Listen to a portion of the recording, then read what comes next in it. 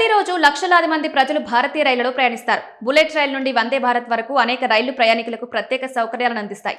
అయితే భారతదేశపు మొట్టమొదటి హైడ్రోజన్ రైలు ప్రారంభం కాబోతోందని మీకు తెలుసా? ప్రధానమంత్రి నరేంద్ర మోదీ జూలై 17న హర్యానాలోని జింద్ నుండి దేశపు మొట్టమొదటి హైడ్రోజన్ రైలును జెండా ఊపి ప్రారంభించనున్నారు. ఈ రైలు జింద్ సోనిపత్ మార్గంలో గంటకు 75 కిలోమీటర్ల ప్రారంభ వేగంతో నడుస్తుంది.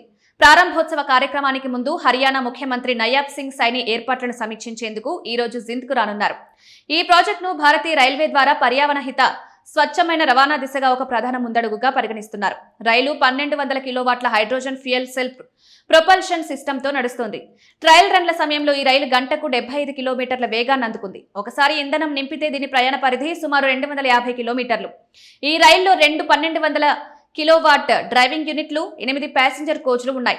అంతేకాకుండా ఫ్యూయల్ సెల్ సిస్టమ్, హైడ్రోజన్ నిల్వ సిలిండర్లు, బ్యాటరీలు, నియంత్రణ వ్యవస్థల కోసం కూడా ఈ రైల్లో ప్రత్యేక స్థలం ఉంది.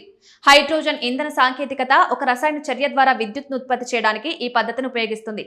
దీని ఉప ఉత్పత్తుల్లో హైడ్రోజన్ ఆవిర్లు, వేడి ఉంటాయి. అంతేకాకుండా ఎటువంటి ఉద్గారాలు ఉండవు. ఈ రైల్లో సుమారుగా 27 హైడ్రోజన్ సిలిండర్లు అమర్చారు. వెనుక భాగంలో కూడా 27 సిలిండర్లు అమర్చారు. ఈ రైలు రూపకల్పన ప్రత్యేకమైంది. ఉత్పత్తి, నిల్వ, ఇంధనం నింపే కేంద్రాలలో హైడ్రోజన్ లీక్ డిటెక్టర్లను అమర్చారు.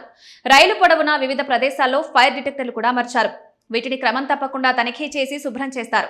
ఈ రైలు రూపకల్పన, అభివృద్ధి కోసం ప్రభుత్వం పూర్తిగా స్వయం సమృద్ధి గల ప్రణాళికను రూపొందించింది. లక్నోలోని ఆర్డీఎస్ఓ దీని రూపకల్పనను అభివృద్ధి చేయగా, చెన్నైలోని ఇంటిగ్రల్ కోచ్ ఫ్యాక్టరీ నిర్మాణ బాధ్యతలు చేపట్టింది. ఈ హైడ్రోజన్ రైలు కోసం భౌగోళిక సవాళ్ల కారణంగా సాంప్రదాయ ఓవర్ హెడ్ లైన్లను ఏర్పాటు చేయడం కష్టంగా లేదా అసాధ్యంగా ఉండే మార్గాల కోసం హైడ్రోజన్ రైళ్లను రూపొందించారు. మెరుగైన రవాణా కోసం ఈ వ్యవస్థలు ఒక పరిష్కారంగా ఉంటాయి. భారతదేశం, జర్మనీ, చైనా, అమెరికా వంటి దేశాలకు చెందిన బృందాలు కూడా స్వచ్ఛమైన రైలు రవాణా కోసం హైడ్రోజన్ ఉపయోగించడంపై పనిచేస్తున్నాయి.